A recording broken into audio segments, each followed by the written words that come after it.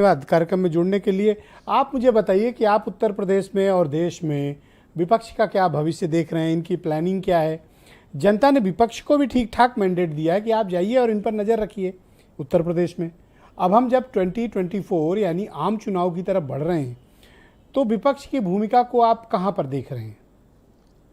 देखिए, जितनी सीटें विपक्ष को मिली हैं उत्तर प्रदेश में, उसमें से जो बीजेपी का इस बार 75 प्लस का नारा है, उसमें अगर देखा जाए तो बीजेपी 50 भी पार नहीं करती अगर विधायकों की संख्या के आधार पर आप देखें। लेकिन बीजेपी ने इस देश की सियासत में कैसे अपने आप को स्थापित किया, वो महत्वपूर्ण अब दिखाई पड़ने लगा। वो हो जाता है, आने वाले चुनाव में उस पर बात हो। परिवारवाद कि पहलवान का बेटा ही पहलवान होगा, एक तो बीजेपी ने इस मुद्दे को उठाया कि नेता का ही बेटा मुख्यमंत्री बनेगा, प्रधानमंत्री बनेगा, ये नहीं होगा। इसको लोगों ने माना।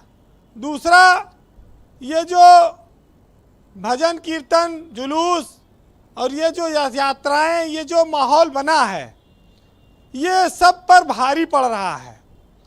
इसने विरासत की राजनीति को तो ख़त्म कर ही दिया, साथ साथ इसने शिक्षा, महंगाई, बेरोजगारी, तमाम सारे जो और मुद्दे हैं इस समाज में, उन सबको भी गौड़ कर दिया है। आदमी नफरत के भाव से एक दूसरे को देख रहा है और ये एक तरह की राजनीतिक सफलता के तौर पर आप इसको कह सकते हैं किसी एक पार्टी के लिए। आज यूपी में कोई फार्मूला नहीं चल रहा है विपक्ष का। मायावती अखिलेश मिलकर लोकसभा लड़े तो 15 सीट आए थे। आज मायावती विधानसभा में 1 हो गई, 10 सांसद हैं उनके। 2024 में वो क्या 10 रह पाएंगे, उससे पहले वो 0 थी।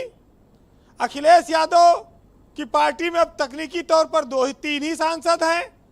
वो अगर चुनाव लड़ेंगे तो अकेले दम पर बीजेपी कितना मुकाबला कर पाएंगे। मुलायम सिंह यादव सक्रिय हैं, उनकी सीट को लेकर लोग उम्मीद कर रहे हैं। बाकी सीटों पर अखिलेश कैसे निपटेंगे बीजेपी से।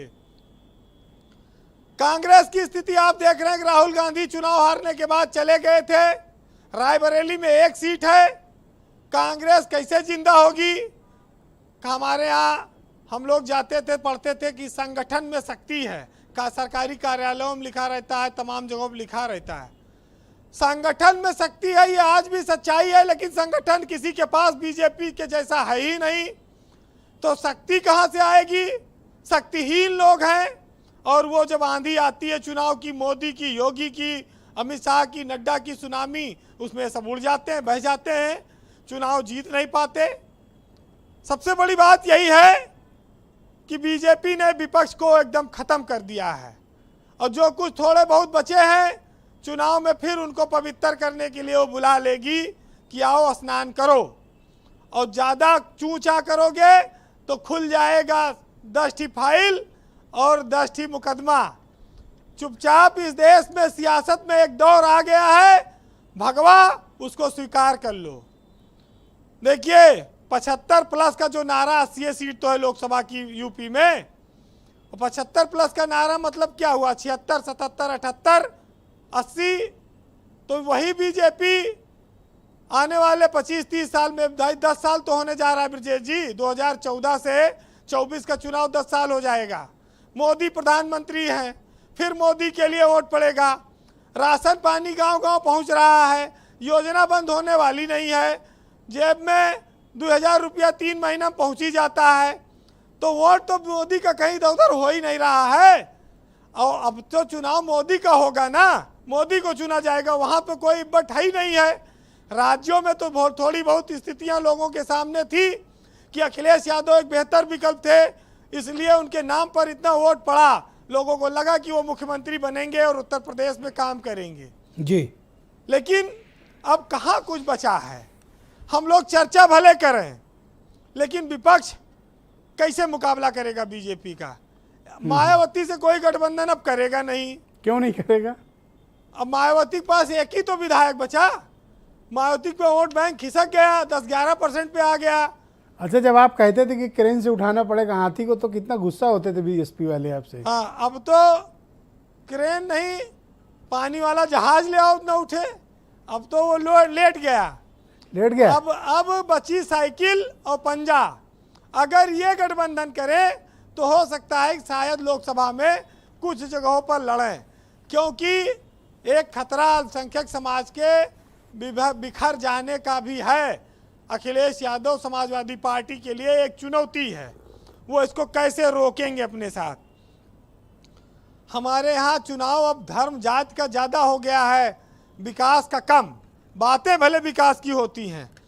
आपको एक दौर याद होगा कि 1992 में जब मुलायम और काशीराम मिले थे, उस समय बीजेपी हवा हो गई थी। बीजेपी, जबकि राम मंदिर का आंदोलन चल रहा था, मस्जिद टूट कर गिर गई थी, उसके बावजूद बीजेपी बहुमत नहीं ला पाई। वो जातीय समीकरण, वो कम्बिनेशन, वो उसके बाद फिर नहीं आया। उसके बाद अटल का युग रहा, आडवाणी का युग रहा, लेकिन जो मोदी और अमित शाह और योगी ने चमत्कार किया, उसको बीजेपी ने पहले कभी कर पाई ना अब। तो कुल मिलाकर ये है जी कि अंग्रेज कहते थे भाई, राजनीति में अब मारकाट हावी है, वैमनस्यता हावी है। कहाँ भाईचारा और कहाँ विकास और कहाँ तरक्की की बात आ रही है। आप देखिए कि हम प्रगति की बात कहाँ कर रहे हैं, भूल चुके हैं। तरक्की और खुशहाली की बातें हम लोग भूल चुके हैं। तो स्वाभाविक है कि जब जब सियासत आएगी, चुनाव आएगा, इस तरह की बातें आएंगी। जी वीरेंद्र। अच्छा, बीजेपी के पास सबका काला चिट्ठा है। जो काले कारनामे करके विपक्ष में बैठे हैं, चुनाव आएगा तो उनको डर लगेगा, उनको बीजेपी कहेगी शामिल हो जाओ। समय की बात है। एक समय बीजेपी इस देश में 2 सीट पर थी, आज समय बदला, आज पूरे देश में भाजपा है और 2024 में भी भाजपा का ही रुख दिख रहा है। वक्त की बात है कि बड़े घरों पर बैठा हुआ कौवा भी लोगों को मोर लगता है। तो ये वक्त का खेल है। आज वक्त बीजेपी के साथ है। संघर्ष कांग्रेस कर रही है, समाजवादी पार्टी कर रही है। जो लोग संघर्ष करते हैं उनको अकेले रहना पड़ता है। बहरहाल, जिसका जब वक्त आता है तब वो चमकता है। न सूरज न चांद, किसी को कोई किसी से तुलना नहीं है। सबका अपना अपना वक्त है। दिन में सूरज चमकता है, रात में चांद। तो वक्त के हिसाब से चलिए। बहरहाल, किसी को इतनी ताकत नहीं देनी चाहिए कि वो सब कुछ हो जाए। कहते हैं कि पावर मेक्स मैन करप्ट, और एब्सोल्यूट पावर एब्सोल्युटली करप्ट। तो ये सियासत में भी ये लागू होता है। लेकिन एक साहित्यकार ने उसको दूसरी भाषा में लिखा है जी कि खुदा किसी को ऐसी खुदाई न दे कि जिसको अपने सिवा कुछ भी दिखाई न दे, और खतावार समझेगी दुनिया तुझे, अब इतनी ज़्यादा सफाई न दे, और गुलामी को बरकत समझने लगे, असीरों को ऐसी रिहाई न दे। और खुदा एक ऐसे एहसास का नाम है कि रहे सामने पर दिखाई न दे। बहुत बहुत शुक्रिया वीरेंद्र जी, आपका बहुत बहुत धन्यवाद अपना फीडबैक देने के लिए।